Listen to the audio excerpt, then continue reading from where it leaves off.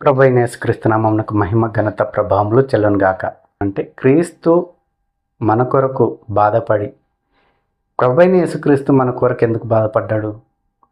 మనము పాపంలో జీవిస్తున్నాం కాబట్టి, మనము పాపంలోనే జీవించి, పాపంలోనే మరణించి, పాతాళంలో పడిపోతున్నాం కాబట్టి ఆయన మన కొరకు బాధపడుతున్నాడు. ప్రభువైన యేసుక్రీస్తు ఈ లోకమునకు ఎందుకు వచ్చాడు? నశించిపోతున్న దాన్ని వెదకి రక్షించుటకు ప్రభువైన యేసుక్రీస్తు ఈ లోకంలోకి వచ్చాడు. ఈ లోకంలో ఉన్నటువంటి మనము విచ్చలవిడిగా జీవిస్తుండడం వలన, ఇష్టానుసరమైనటువంటి జీవితం జీవిస్తూ అనేక పాపములు చేయొచ్చు, అనేక పాపంలో మగ్గిపోతూ మనము నశించిపోవడం వలన, పాతాళంలో పడిపోవడం వలన ప్రభువైన యేసుక్రీస్తు ఆ ఉన్నతమైనటువంటి సింహాసనంను వదిలి, ఉన్నతమైనటువంటి మహిమ రాజ్యంను వదిలి, పాపులమైనటువంటి మనల్ని ప్రేమించి ఆయన ఈ భూమి మీదకి దిగి వచ్చాడు. ఆయన గురించి మనం తెలుసుకోకుండా ఇష్టానుసరమైన జీవితం జీవించడం వలన అది చూసిన ప్రభువు మన నిమిత్తమై బాధపడుతున్నాడు, మన నిమిత్తమై దుఃఖపడుతున్నాడు, మన నిమిత్తమై ఆయన దెబ్బలు తిన్నాడు, మన నిమిత్తమై ఆయన సిలువ వేయబడ్డాడు, తలకు ముళ్ళ కిరీటం పెట్టుకున్నాడు. మనము భరించాల్సిన శిక్షను ఆయన తన భుజం మీద వేసుకొని సిలువ మోసి, సిలువలో రక్తం కార్చి సిలువ మరణం పొందాడు. ఆయన అడుగుజాడలందు మనం నడవాలని మనకు ఆయన మాదిరి ఉంచిపోయిండు. ఆయన ఏ పాపమును చేయలేదు. ఆయన ఏ పాపము చేయకపోయినప్పటికీ ఆయనను పట్టుకొని అన్యాయంగా తీర్పు తీర్చి, అన్యాయంగా సిలువకు అప్పగించి, అన్యాయంగా ఆయనను సిలువకు వేసి కొట్టి చంపడం జరిగింది. ఎందుకు? ఆయన ఏ పాపము చేయలేదు. లేఖనం నెరవేరాలి కాబట్టి ఆయన సిలువలో రక్తం కార్చి మన కొరకు ప్రాణం పెట్టాడు.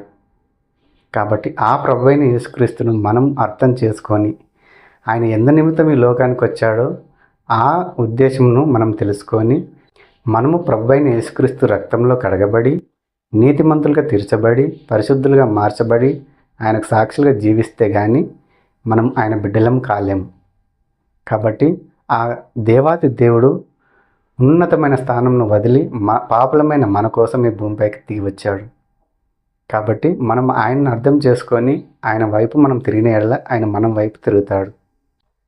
ఆ ప్రభువైన యేసుక్రీస్తు ఈ భూమిపైకి వచ్చి అనేక అద్భుత కార్యాలు చేశాడు. ప్రతి ఒక్కరి జీవితంలో ఆయన చేయని అద్భుత కార్యం లేదు.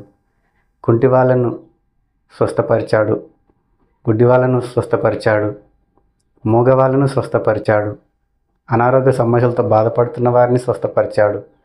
ప్రతి ఒక్కరిని ఆయన స్వస్థపరిచాడు. అంతేకాదు మనందరికీ ఆయన తన పరలోక రాజ్య సువార్తను మనకు అనుగ్రహించాడు. మనం ఈ లోకంలో ఏ విధంగా జీవించాలి, ఏ విధంగా బ్రతకాలి, ఏ విధంగా మనము మన యాత్రను కొనసాగించాలి, ఏ విధంగా మనం మంచి పోరాటం పోరాడాలి, ఏ విధంగా మనము మన పరువు కడముట్టించాలి, అవన్నీ విషయాలు ప్రభువైన యేసుక్రీస్తు మనకు తెలియజేయడం జరిగింది.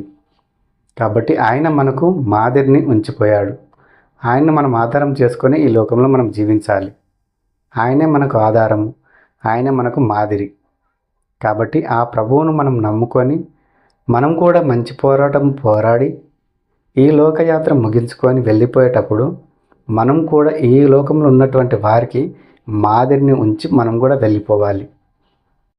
మనల్ని చూసి అనేకులు మారే విధంగా, మనల్ని చూసి అనేకులు ప్రభువైన యేసుక్రీస్తును నమ్ముకునే విధంగా మనం ఈ లోకంలో జీవించాలి.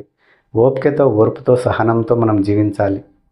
మన సహనంను సకల జనులకు మనం తెలియజేయాలి.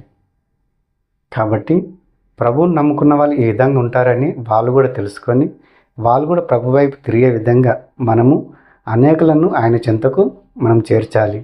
ఈ లోకంలో జీవించినంత కాలము ప్రభు కొరకు మనం సాక్షులుగా జీవించాలి.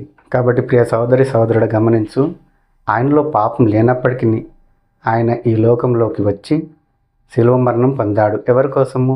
నీ కోసం, నా కోసము, నిన్ను నన్ను రక్షించడం కోసము ఆయన శిలువలో రక్తం కార్చి తన ప్రాణంను పెట్టాడు. మనము మధ్యలో ఆగిపోవడానికి వీలు లేదు. మన పరువు మధ్యలో ఆపేయడానికి వీలు లేదు. మనము జీవించినంత కాలము మనం పోరాడుతూనే ఉండాలి, ఓపికతో పరిగెడుతూనే ఉండాలి. అప్పుడే మన పరువు కడముట్టించగలం, మంచి పోరాడగలం, మన విశ్వాసం మనం కాపాడుకోగలం. అట్టి విశ్వాసము, అట్టి ధన్యత మనమందరం పొందుకోవాలని ప్రభువైన యేసుక్రీస్తు నామంలో మిమ్మల్ని అందరినీ వేడుకుంటున్నాను.